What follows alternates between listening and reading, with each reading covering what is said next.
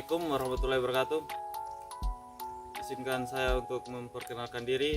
Perkenalkan, nama saya Ahmad Yusuf, Stambuk 083201900142, Program Studi Agribisnis Universitas Muslim Indonesia. Baiklah, pada kesempatan ini saya akan membuat video terkait tugas praktek mata kuliah manajemen agribisnis tentang penerapan subsistem manajemen agribisnis pada komoditi kelapa sawit. Baik, saya akan membacakan sedikit deskripsi singkat mengenai kelapa sawit itu sendiri. Kelapa sawit dengan nama latin Elaiis merupakan tumbuhan industri sebagai bahan baku penghasil minyak masak, minyak industri maupun bahan bakar. Kelapa sawit ini memiliki peranan yang penting dalam industri minyak, yaitu dapat menggantikan kelapa sebagai sumber bahan baku. Perkebunannya menghasilkan keuntungan besar sehingga banyak hutan dan perkebunan lama dikonversi menjadi perkebunan kelapa sawit. Indonesia adalah penghasil minyak kelapa sawit terbesar di dunia. Oke, lanjut menjelaskan pengadaan input. Yang pertama, input yang digunakan dalam komoditi kelapa sawit. Input produksi luas lahan, input produksi bibit, input produksi tenaga kerja, input produksi pupuk, dan input produksi pestisida. Kedua yaitu pengadaan input pada komoditi ini. Pertama, luas lahan. Input produksi tanah merupakan kedudukan yang paling penting. Luas penguasaan lahan pertanian merupakan suatu yang sangat penting dalam proses produksi ataupun usaha pertanian. Yang kedua, tenaga kerja. Tenaga adalah seluruh jumlah penduduk yang dianggap dapat bekerja dan sanggup bekerja jika ada permintaan kerja. Tenaga kerja usaha tani dapat dibedakan atas tenaga kerja pria, tenaga kerja wanita, dan tenaga kerja anak-anak. Yang ketiga, pupuk. Tujuan dari pemupukan lahan pada prinsipnya adalah sebagai persediaan unsur hara untuk produksi makanan alami, serta untuk perbaikan dan pemeliharaan kebutuhan kondisi tanah dalam hal struktur, derajat, keasaman, dan lain-lain. Yang keempat, bibit. Bibit merupakan salah satu input produksi yang menentukan keberhasilan dalam kegiatan usaha tani. Yang kelima, pestisida. Pestisida atau obat-obatan adalah semua zat kimia atau bahan lain serta jasa trenik dan virus yang dipergunakan untuk mengendalikan atau mencegah hama penyakit yang merusak tanaman. Adapun lembaga penunjang dari pengadaan input ini adalah lembaga seperti koperasi, bank, dan lembaga pembiayaan. Oke, lanjut pada proses budidaya. Proses budidaya tanaman sawit. Budidaya kelapa sawit saat ini menjadi primadona usaha yang paling diminati di sektor perkebunan. Hal ini tidak terlepas dari potensi produksi dan harga minyak sawit beserta produk-produk turunannya yang sangat menggiurkan. Potensi ini harus dimanfaatkan dengan sebaik-baiknya agar Indonesia tetap bertahan sebagai negara penghasil minyak sawit terbesar di dunia. Perbaikan usaha budidaya kelapa sawit harus terus dilakukan secara menyeluruh dengan melibatkan seluruh stakeholder dan petani kelapa sawit. Yang kedua yaitu pengolahan tanah hingga panen. Yang pertama, syarat tumbuh kelapa sawit. Yang kedua, gunakan bibit sawit yang unggul. Adapun ciri-ciri sawit unggul adalah tunas berwarna putih, daun melebar, tempurung berwarna hitam, kondisi akar tidak terlalu panjang, kondisi batang bibit sawit ukurannya pendek dan gemuk.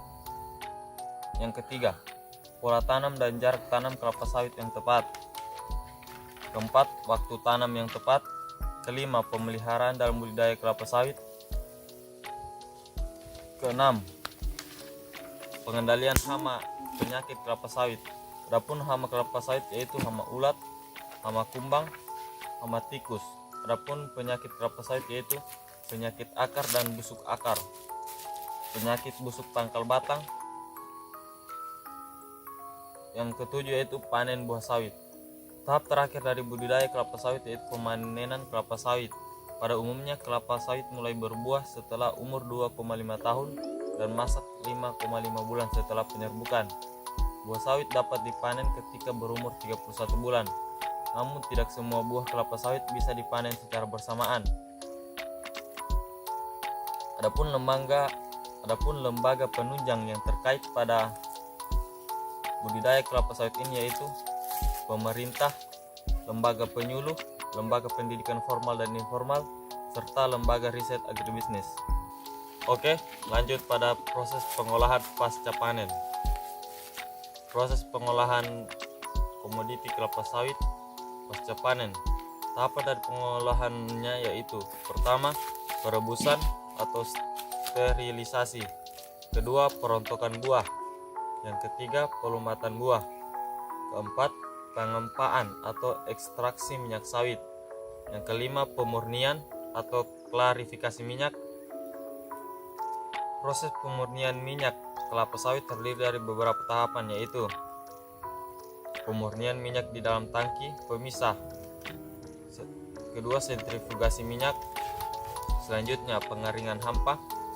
Selanjutnya, pemurnian minyak dengan tangki lumpur. Kemudian strainer.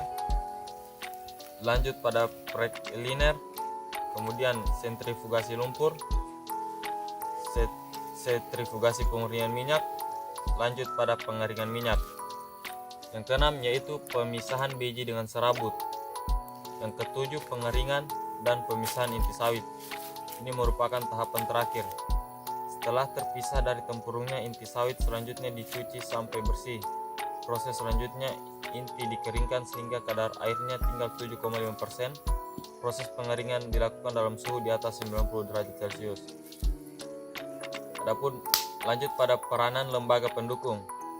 Kelembagaan yang terkait dengan pasca panen dan pengolahan hasil ini dapat dibedakan antara lain. Yang pertama, kelembagaan yang melakukan usaha di bidang pasca panen. Yang kedua, kelembagaan usaha di bidang pengolahan agroindustri. Yang ketiga, kelembagaan lembung desa yang berperan untuk mengatasi masalah pangan. Oke, lanjut pada proses pemasaran komoditi, raw material atau produk olahan. Yang pertama yaitu proses pemasaran. Struktur pasar pada saluran pemasaran tandan buah segar atau TBS dapat dipengaruhi oleh permintaan dan penawaran. Hal ini dapat juga mempengaruhi harga di pasaran. Dengan adanya jumlah pembeli yang banyak, maka pembeli tidak akan bisa mempengaruhi harga. Tetapi sebaliknya, jika jumlah pembeli sedikit, maka harga dapat ditentukan oleh pembeli. Harga merupakan salah satu variabel yang merupakan cerminan dari interaksi penawaran dan permintaan yang bersumber dari sektor rumah tangga maupun industri. Yang kedua, alur pemasaran secara umum. Terdapat 3 saluran pemasaran yang telah terbentuk selama ini pada komoditi kelapa sawit. Saluran pertama yaitu petani kepada pedagang pengumpul dan berakhir pada pabrik. Saluran pemasaran kedua yaitu petani, kemudian kelompok tani, dan kemudian pabrik. Dan saluran pemasaran ketiga yaitu petani langsung ke pabrik. Saluran 3 dapat dikategorikan sebagai saluran 0 tingkat. Lanjut, yang ketiga yaitu lembaga pemasaran yang terkait. Kelembagaan sangat penting dalam pemasaran hasil karena melalui kelembagaan arus komoditi atau barang berupa hasil pertanian dari produsen disampaikan kepada konsumen akan lebih terjangkau. Kelembagaan pemasaran meliputi kelembagaan yang terkait dalam sistem tata niaga hasil pertanian sejak lepas dari produsen ke konsumen. Kelembagaan tersebut dapat berupa pedagang pengumpul yang ada di daerah produsen, baik kabupaten atau kecamatan, pedagang antar daerah yang ada di kabupaten dan provinsi, dan pedagang grosir yang ada di kabupaten dan provinsi, dan pedagang pengecer ke konsumen. Lanjut, keempat yaitu peranan lembaga pendukung. Lembaga pendukung yang terkait dengan komunikasi dan koordinasi.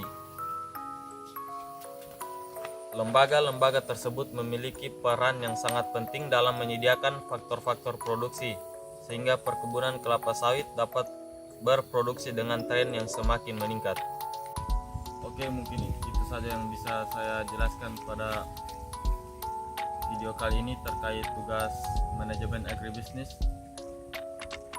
Lebih dan kurangnya mohon dimaafkan. Assalamualaikum warahmatullahi wabarakatuh.